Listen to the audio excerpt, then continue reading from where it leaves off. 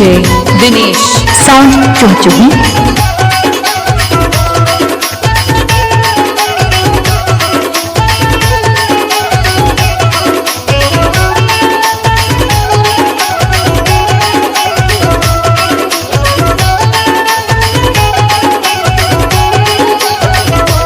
DJ Dinesh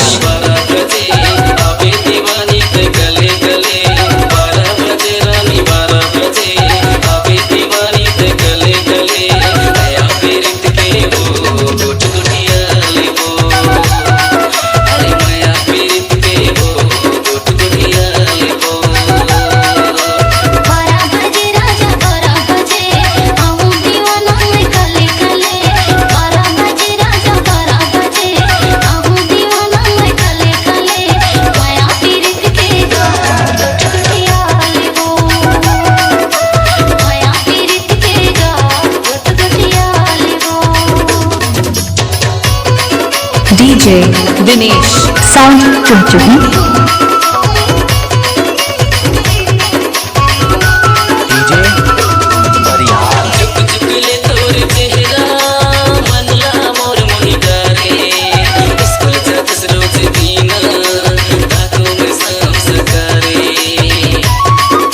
DJ Dinesh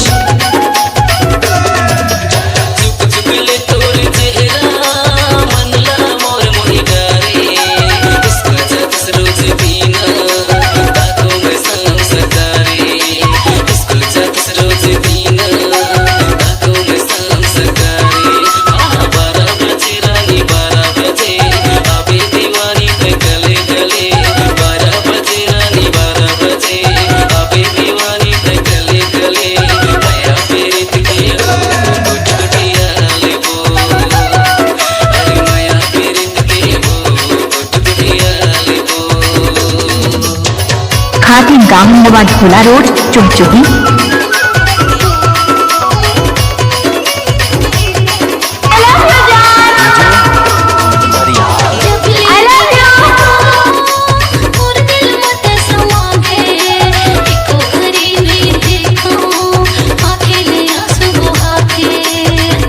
खाती गांव झोला रोड चुमचुही।